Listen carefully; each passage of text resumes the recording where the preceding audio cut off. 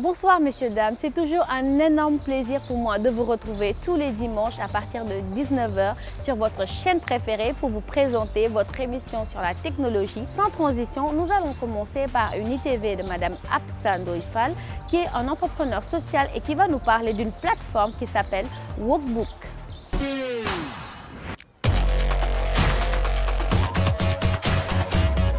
Workbook a pour objectif d'aider les élèves. Donc la cible est plutôt les élèves, d'aider les élèves à s'auto-évaluer selon chaque leçon du programme officiel. Donc Workbook est une plateforme web et mobile qui permettra aux élèves de s'auto-évaluer. Ce sera des exercices qui seront dans cette plateforme qui leur permettront de s'exercer et ça sera autocorrigé. Donc Workbook a pour objectif aussi d'interconnecter tout le pôle éducatif, c'est-à-dire les professeurs, les élèves, les parents d'élèves. Il y aura un suivi personnalisé, professeurs-élèves. Les élèves auront des professeurs qui leur suivront dans la plateforme.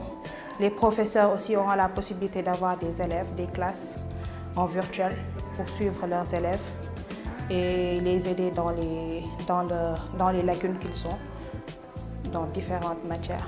Pour les problématiques liées à la création de Workbook, donc nous avions vu que le taux de réussite au bac et au BFM chutait d'année en année. Donc nous nous sommes rencontrés et dit qu'on devrait faire quelque chose pour que cela cesse, aider nos petits frères, petites sœurs, afin qu'ils réussissent au bac et que les taux rehaussent comme auparavant. Les cibles de Workbook sont présentement les élèves, de la 6e à la terminale. Dans 10 ans, on aimerait que Workbook devienne une application, une plateforme comme Facebook aujourd'hui, là où on aura tous les élèves connectés avec leurs professeurs, les professeurs dans la plateforme, les parents d'élèves dans la plateforme, que cette plateforme soit une plateforme éducative et une plateforme d'interaction, de suivi personnalisé pour les élèves. Une plateforme qui permettra aux professeurs de faire leur harmat, d'avoir leurs propres élèves et d'aider les élèves en même temps à améliorer leur niveau.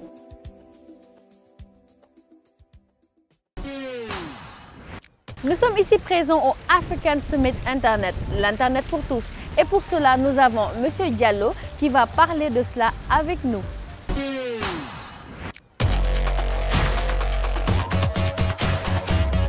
Aujourd'hui, c'est Dakar qui accueille le sommet africain de l'Internet dans sa 5e édition, depuis le 29 avril jusqu'au 11 mai. Donc le sommet s'achève vendredi. On a hier la cérémonie officielle d'ouverture sous la présidence de son Excellence Monsieur le Premier ministre Mohamed Boun Abdallah Dionne. C'est un sommet extrêmement important pour le Sénégal et son gouvernement parce qu'il s'inscrit en droite ligne dans la stratégie Sénégal numérique 2025, notamment avec son volet de renforcement des capacités et notamment aussi avec son volet de coopération internationale.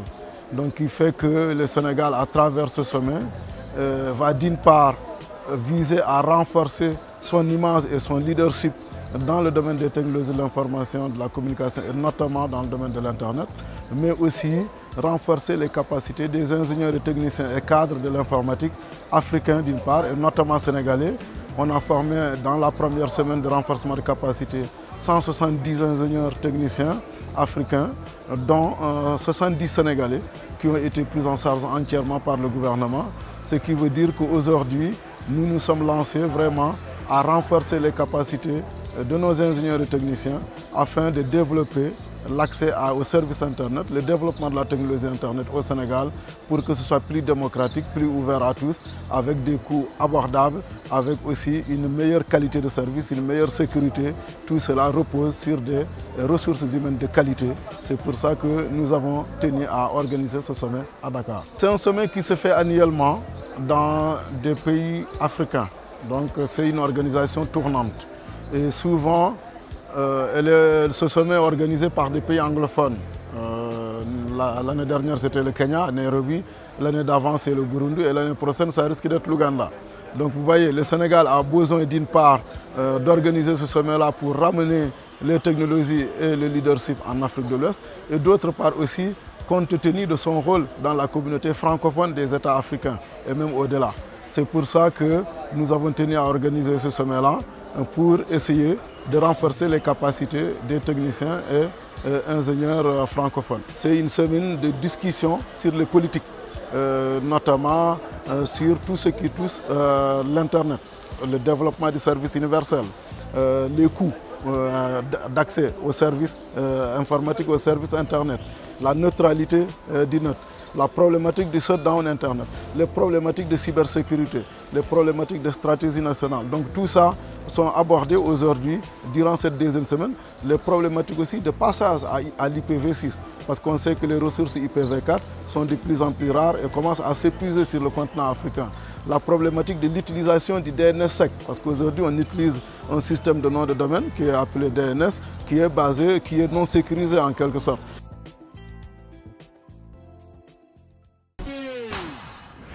Dans le Tech Zoom de ce high-tech, nous allons parler d'un sujet qui intéresse plus d'un Sénégalais. Je veux parler du streaming. Alors, qu'est-ce que le streaming? Est-ce que le streaming marche bien au Sénégal? Qu'est-ce qu'il faut pour avoir un bon streaming ou pouvoir regarder un film en streaming, un documentaire en streaming ou justement faire du live en streaming?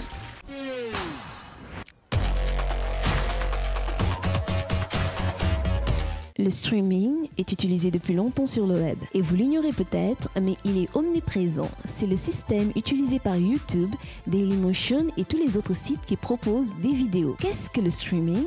Alors, le streaming est un système qu'on peut utiliser pour diffuser des vidéos ou bien des sons, mais sur le web. Le streaming, c'est la diffusion en direct de contenu vidéo ou audio. C'est un moyen de diffuser des contenus sur Internet.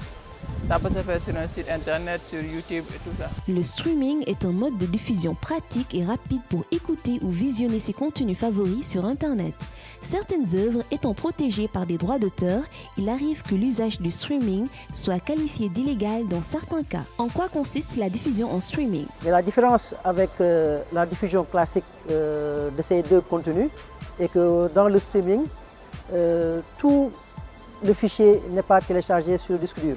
La diffusion, ça consiste à prendre des données, par exemple une vidéo, et quand vous le transmettez, quand ça vient au niveau de l'ordinateur de l'utilisateur, il le stocke au niveau de sa mémoire vive.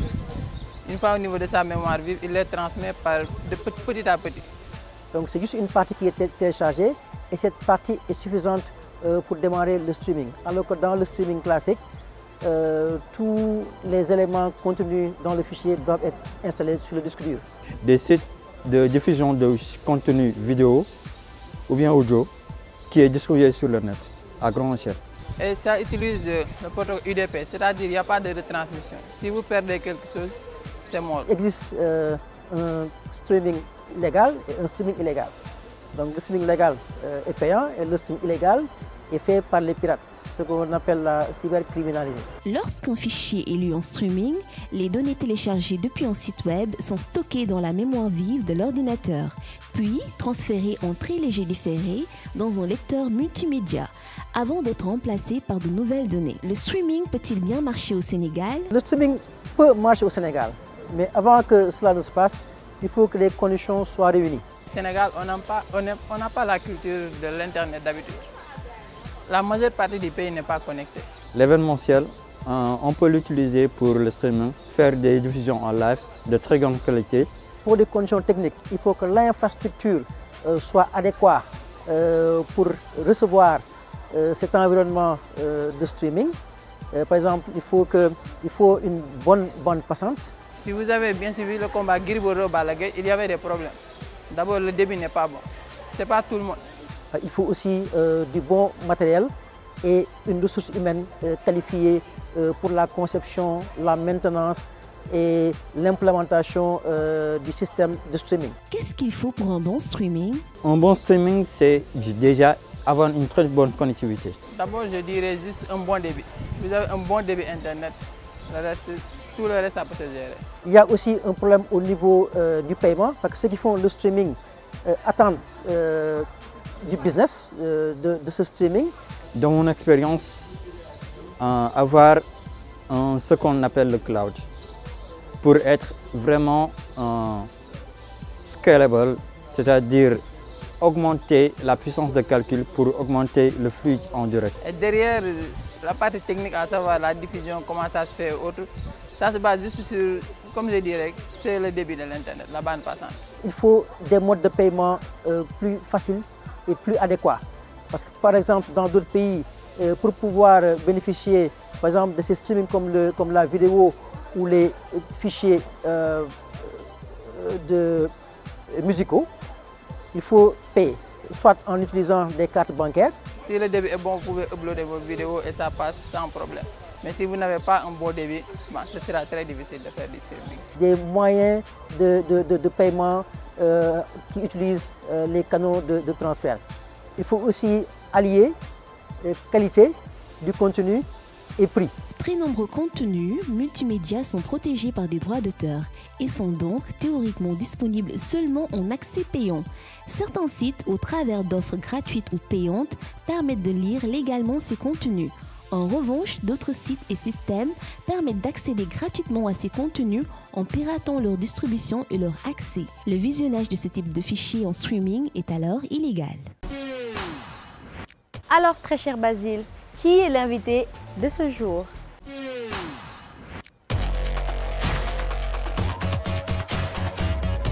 Monsieur Bekele, bonjour. Bonjour. Vous êtes ici à Dakar dans le cadre du sommet africain sur l'Internet. Vous, en tant que quelqu'un qui dirige le groupe ISOC, est-ce que vous pouvez nous dire en fait c'est quoi votre structure et qu'est-ce que vous faites? Donc l'Internet Society est une organisation à but non lucratif qui a été créée il y a 26 ans dans le but d'amener l'Internet pour tout le monde, un Internet ouvert et pour lequel on a tous comme utilisateurs confiance. Donc nous avons œuvré en Afrique essentiellement pour que chacun ait la connexion Internet. Nous avons travaillé dans le renforcement des capacités techniques, mais aujourd'hui on se rend compte que la connectivité n'est pas suffisante. Nous voulons l'Internet non pas pour juste avoir l'Internet, mais pour que cet Internet, cet accès à l'Internet permette à tout un chacun d'améliorer sa condition de vie, et surtout en Afrique où on a besoin de développement. Mais la connexion elle-même n'est pas suffisante. Il faut que les utilisateurs aient confiance à l'Internet.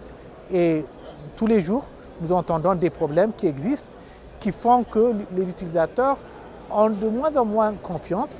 Et nous voulons travailler sur ce volet qui est assez important. Exactement. Donc parlant de ce volet, ça nous renvoie vers la protection des données personnelles. Vous travaillez beaucoup dans ce sens-là. Est-ce que pour vous, il était temps en fait d'entrer dans ce domaine-là pour dire aux gens, regardez ce que vous faites sur Internet, il est temps de se protéger, vu que l'Afrique en quelque sorte est un continent où les gens disent que c'est facile de passer, c'est un passerelle des cybercriminels. Exactement.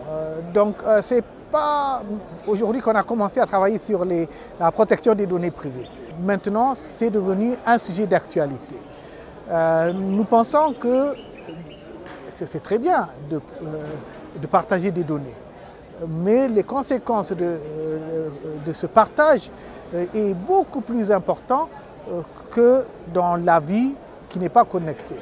Parce que quand vous partagez vos données personnelles, elles peuvent être utilisées par des agences qui peuvent l'utiliser pour peut-être des objectifs qui n'étaient pas vos objectifs initiaux. On a vu par exemple le cas de Cambridge Analytica avec Facebook. Quels sont les inconvénients ou bien ce qui va toucher par exemple l'Afrique? Est-ce que c'est un peu dangereux pour... Oui, exactement. Nous sommes maintenant dans le monde globalisé.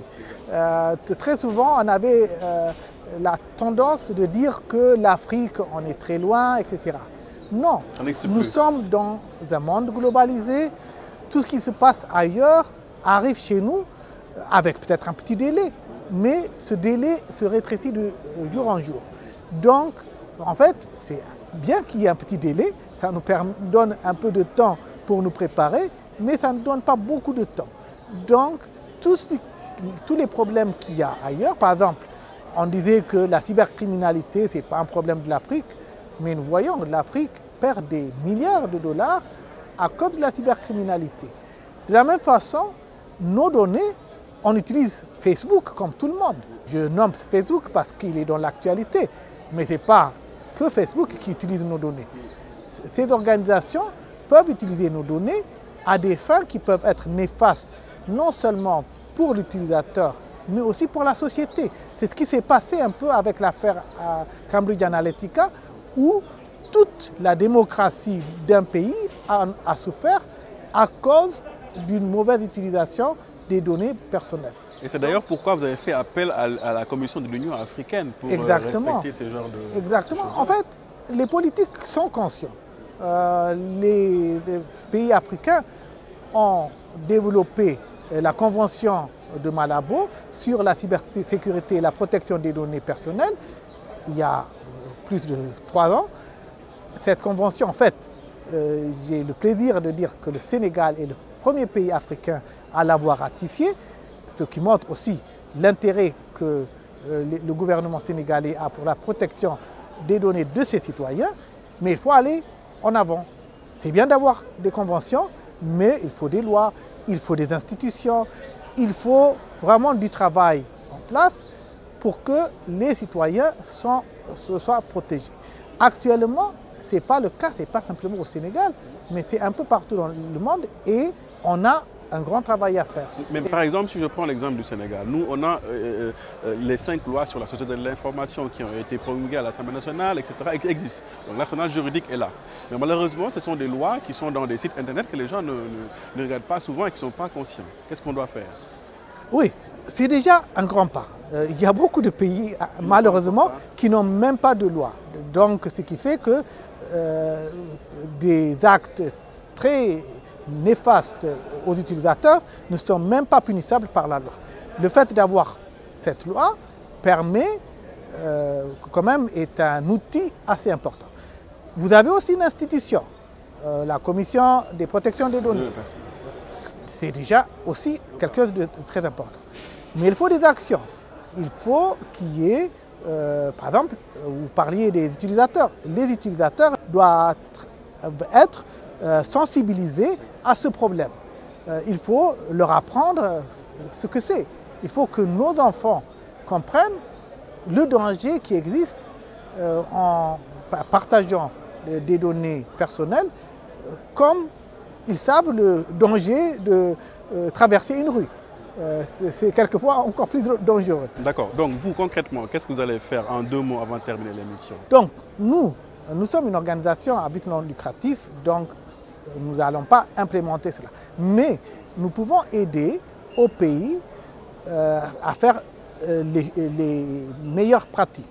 Donc, cette ligne directrice donne un peu un certain nombre de choses que chaque pays peut faire pour améliorer la situation. Le Sénégal a fait un certain nombre de choses, il y en a d'autres qui restent et il y a d'autres pays qui n'ont pas encore commencé et nous espérons que ça va faciliter la tâche pour ces pays. En tout cas, merci M. Bekele d'avoir accepté notre invitation. Merci beaucoup. Merci beaucoup. Passons au Tech Tips avec le dossier du jour. Et on va parler de DHCP et d'un masque de sous-réseau. Le DHCP, c'est un protocole qui permet à un réseau ou bien un équipement sur le réseau de diffuser des adresses IP automatiquement. Vous avez 2 façons. Si vous avez par exemple un réseau de 5 machines, là il est possible de mettre sur chaque machine une adresse IP. Mais imaginez que vous ayez un réseau de 100 machines. Faire le tour sur chaque machine, mettre une adresse IP devient compliqué. C'est en ce moment que vous activez sur un équipement, un routeur ou bien un serveur, ce qu'on appelle le service DHCP. Et en ce moment, ce protocole permet de donner à chaque machine du réseau une adresse IP. Quand on dit une machine du réseau, ça peut être un ordinateur, un téléphone portable. Maintenant, une chose encore très importante, c'est-à-dire si vous avez un réseau de, disons, 400 machines ou 500 machines, Là encore, c'est plus intéressant. Là, on va parler de masque de sous-réseau. Parce que par exemple, si vous vous limitez par exemple à un masque de /24 où on peut définir 3.255.0, avec ça vous serez limité. Vous n'allez avoir que 254 objets connectés sur ce réseau.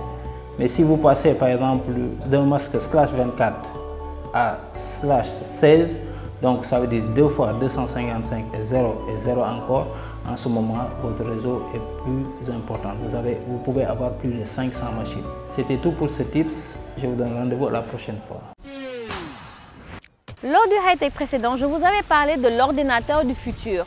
Aujourd'hui, je viens vous présenter DronePhone, qui est le téléphone du futur.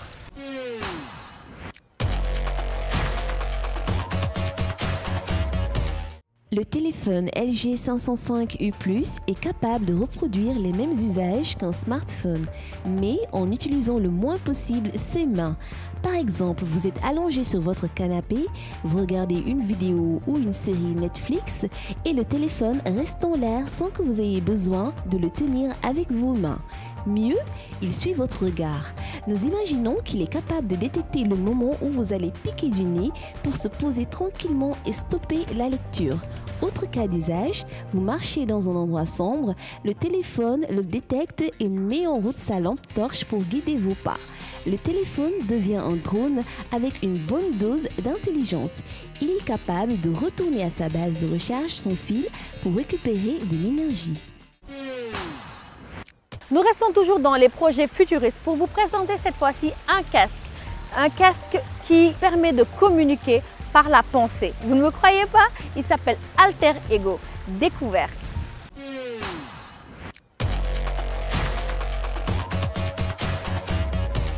Les assistants vocaux, c'est bien pratique, mais parler à haute voix avec un ordinateur n'est pas toujours très commode. Arnav Kapoor, un chercheur au MIT, vient de créer un micro-casque un peu spécial. Baptisé Alter Ego, il permet de parler à l'ordinateur de manière silencieuse en utilisant le phénomène de subvocalisation. Alter Ego est aussi capable de capter ces signaux neuromusculaires grâce à 4 électrodes réparties le long de la mâchoire. Ces signaux sont ensuite traduits en mots grâce à une technique d'apprentissage automatique basée sur un réseau neuronal. La réponse de l'ordinateur est renvoyée à l'utilisateur par un écouteur à conduction osseuse. L'échange entre l'homme et la machine est donc réalisé dans un silence total de bout en bout. High-Tech 221, c'est fini pour cette semaine. Nous vous donnons rendez-vous dans 15 jours. En attendant, l'équipe de High-Tech 221 vous présente ses meilleurs vœux. Bal leen ñu ak, bal nañ leen ak et bon Ramadan.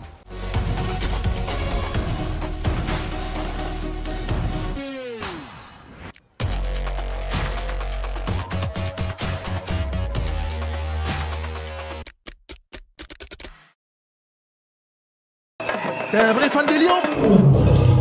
Mais alors affiche-le, dis-le, écris-le, chante-le même si tu veux. Participe à la campagne 15 millions de messages et Orange se charge de transmettre tes encouragements aux Lions.